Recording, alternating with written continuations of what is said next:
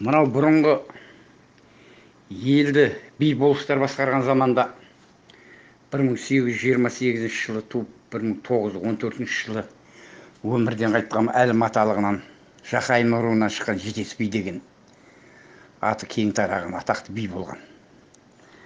Сол Жетес биге бір күн сол өңірдегі Ерғали болыс келген ғой. Ерғали болыс келіп, жәке бір назым бар депті дейді. Бір наз айтқалы келдім жәке. Менің мынау Ерғали атағымды Ерғали емес, мен сыртымда халық тентектеп жатыр. Ертең балдарым тентектің балдары, немерелерім тентектің немерелері деген атаққа қалам ба деп қорқам. Бұған не шара деген екен. Сонда Жетес би: Ерғали жанай, сен болыс болғандағы мынау астыңа бір жақсы ат, қасыңа дос кеміс қой депті дейді. Сонда Ерғали болыс болды екен деп кім жақсы атын беріп жатыр? Қасыма кім жақсы дос келіп жатыр? Оны қайдан алам жәке деген ғой. Сонда Жетес би айтқан екен дейді. Мынау Шөмекейде Сарбас деген болыс бар. Сарбастың 2 жүйрігі бар. Соның бірін сұрап мінсең абзал ғой деп айтты дейді. Сонда Ерғали ыршып түсті. Сарбастың мен қолын ұстап түсін түстеп көрген адам емес. Жүйрігін сұрағаныма маған жүйрігін бере ма деп. Сонда жәкең: іші боқ, сырты түк, сойса бір қазан ет. Болыстан сұраса бермес, не істейді дейсің Ерғали деп. Келіп отырып екеуміз хат жазайық деп Сарбасқа хат жазыпты дейді. Хатты жазып, біреу баладан беріп жіберген ғой, хатшы баладан. Сарбасқа хатты әкеліп берген. Сарбас оқып алғанда, Сарбаста 2 жүйрік бар екен, бірі теңбіл көк, бірі топай көк деп. Сол топай көгін ұстатып жіберіпті дейді. Сарбас өте заманындағы осы өңірге белгілі мықты болыс болған. Ойы жүйрік, ақылы тасыған. Сондай. Ол Ерғали танымайды, Ерғалиға емес, Жетес бидің атағына, Жетес бидің сөзін жерді тастамай беріп отыр ғой, оны біліп отыр халық. Сонымен жүйрікті мініп алады Ерғали елге келгесін. Баяғы шіренген ба, жүйріктің топай көктің үстіне шыққасын, одан сайын шіреніп Ерғали. Сол бір күні Ерғали тағы келген екен дейді Жетес биге. Жәке, мынау Сарбастан хабар келіп жатыр. Әкемнің өлгеніне 10 жыл болып еді. Сол 10 жылдығына ас берейін деп жатырмын. Осы жылы күздің басында сол ас берем, соған шақыру деп шақыртып жіберіпті. Жүйрік болады, жүйрік жарысы болады. Жүйрік жарысына топайды да келіп қосыңдар, сағынып та жүрім бір жағынан. Бірінші орынға 100 түйе депті. Содан Жетес би шақырса барамыз. Дайындалыңдар. Топай көгіңді жарат жарысқа деп тәртіп берген.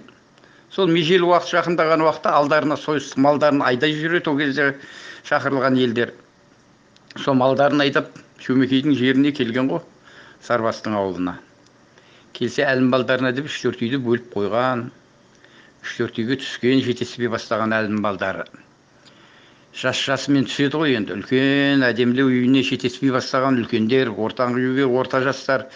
Сосын атқосшы, мал айдасып келген қызметші жігіттер 3-ші үйге түскен. Солай жайғасып атқан кезде Жетес бидің үйінде сол үйге бөлінген қызметші әйел арқасында 2-3 жасар баласын арқалап, бір қолында шолпысы қызметін істеп қазанды былға батыр екен дейді. Жетес би мен екеуінің көзі бір-біріне түсіп қалыпты әйелмен. Сонда Жетес би тіксініп қалыпты дейді, астапыралла деп. Сосын әйел шығып кеткеннен кейін қасындағы жігітке айтып дейді, шақыр бәрін осы үйге деп. Енді жайғасып атқан халық қайттан үдере осы үйге келген. Бияға жай шақырдың ба деп барлығы. Барлығы отырып келгеннен кейін Жетес би айтып дейді, ал енді жігіттер кісінің жеріне келдіңдер. Шақырған жерге келу абзал, келгесін әдемі жүріп, әдемі тұру абзал. Қағын сөз айтып, қағынып қалмаңдар, біреуге тиісем деп. Қыз келіншектеріне абай болыңдар, әсіресе жастар. Мен адам танысам, мына әйел тегін емес, осы әйелді байқаңдаршы деп айтты дейді. Қош, сонымен кетеді барлығы тарап. Ас жүріп атады өзінің белгі уақытымен. Бірінші күні енді ол кездерде осы аста бірінші күні ақын жыраулар, екінші күні палуандар, үшінші күнге қояды ат шабысты. Бірінші күні өтіп, екінші күні палуан жарыстары барлығы болғаннан кейін арқан тарту, гір көтеру дегендер ол кездерде бар ғой енді. Сол екінші күні кешкілік хабаршы шауып кетеді ғой, бүткіл ауылды шауып жүреді, ана жерге барып, мына жерге айғайлап. Ертең таңғы салқынмен жүйріктер жіберіледі аламанға. Мына қорықтың басынан жіберілген жүйріктер Байғожаға дейін шабады деп. Мәре Байғожа деп. Сонда анау Жетеспейдің үйінде жүрген қызметші әйелі Ерғалиға келген екен дейді. Ай, Ерғали, мынауың сенің қате деп. Сенің айтып отырған Байғожаға дейінгі аралыққа қара үзіп екі ат кетеді. Бірі Теңбілкөк, біреуі Топайкөк. Топайкөк Байғожаға дейін бермейді. Байғожаға бірінші Топайкөк барады, құйрығын істеп Теңбілкөгің барады. Байғожадан Арман Жаумітке дейін созатын болсаң, сен мына мәрені сол кезде алады сенің Теңбілкөгің. Әйтпесе әлім балдарына кетеді. Топайкөк алып кетеді бірінші орын дейді ғой. Сөйтсе әйел мынау атақты Сейіс екен ғой сол өңірдің. Сейіс деген мына аттардың қабілетін білетін, қай жерге дейін шабатын. Одан үлкен Сейістер тіпті ана туайын деп тұрған биенің ішіндегі құлын, еркек па, ұрғашы ма, оның несіне, түріне шейін, түсіне шейін түстеп айтып беретіндер адамдар олар. Мынау сол елдің атақты Сейіс екен, Сарбастың. Сосын соны естігесін енді Сарбас хабаршыны қайттан жібереді ғой. Хабар тағы шауып кетеді. Хабар айтып баяғы жігіт. Мынау бірінші хабар дұрыс болмады. Қорықтан жіберілген аттарына Байғожаға дейін емес, Жаумітке дейін шабатын болды. Мәре Жаумітте дейді ғой. Жетеспей бастаған халық қош деп тағы қалады ғой. Сонда ертең атқа шабатын жас баланы, кішкентай баланы шақырып алып айтыпты дейді Жетеспей. Анау Байғожаға дейін шабасын, Байғожада тұрады адамдар. Сол жерге дейін барып шап, арман қарап шаппа, басқа аттар шауып кете берсін дейді ғой. Жақсы ата дейді. Ертеңіне айтқандай таңертең жіберіледі жүйріктер. Жаңағы әйелдің сейістігінің кереметтігі соншалықты Байғожаға дейін екі ат қара үзіп барған екен дейді. Бірінші Топайкөк ізінен құйрық тістеп Теңбілкөк барған екен дейді. Бірінші Топайкөк барыпты дейді. Сол жердегі халықтар көріп отыр ғой енді. Сосын атасының айтқан сөзі бар, бала тоқтап қалады сол жерде. Қалған аттар шауып кетеді, түске жақын хабар келеді ғой. Сарбастан сүйінші сұрап айқайлап. Теңбілкөк келді, Теңбілкөк келді, Шөмекей, жеңіс Шөмекейдікі деп. Сонымен Сарбасты құттықтап атады. Суыз салмалар, ой, Теңбілкөк пен Сарбасты қосып өлеңге уже айтып атады. Енді халыққа айқайлап жариялау керек қой. Теңбілкөк келді, жеңіс Теңбілкөктікі деп. Сөйтіп соны айтайын деп атқан уақытта Жетеспейді атқа қоныпты дейді ғой. Шірене тұрып, үзеңгіге аяғын салып, өзі кішкентай болғанмен даусы зор дейді. Жетеспейдің оң қолда қамшы айқайды салыпты дейді. Ай, Сарбас деп айқайлап. Ай, Сарбас, бір тойда екі жарлық деген өліп қалған әкеңе айтып кетіп пе еді, әлде сенен шыққан жарлыққа деген уақытта Сарбас бетін басып отыра алған екен дейді. Қатынның тілін алма деп еді ғой баяғы өткен бабаларымыз. Мен не құдай бастық, мені бір қара басты қателескен жерім болды деп. Келіп жүкіріп келіп Жетеспейді аттан көтеріп түсіріп, өзі тұрып айқайлаған екен дейді. Жеңіс әлім балдарынікі, Топайкөк келіп бірінші, Топайкөктікі жеңіс деп.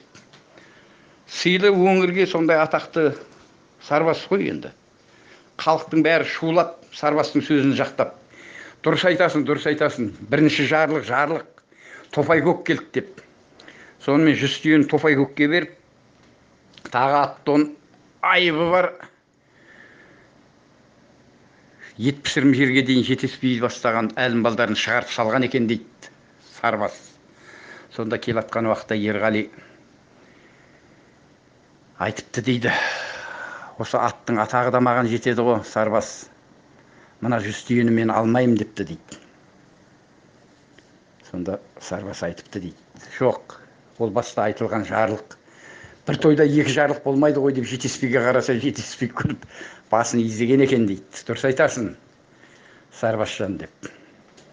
Сөйтіп сол жерден баталасып, Сарбасқа батасын беріп, бұлар елге қайтқан екен дейді Жүстүйен айдап. Келатқан уақытта Ерғали сұрапты дейді Жетеспейден. Ақжаке, мына Жүстүйен енді қайтемін деп. Қайтейін деп едің. Елде сен тентектеп жүрген халқыңа тарат депті дейді.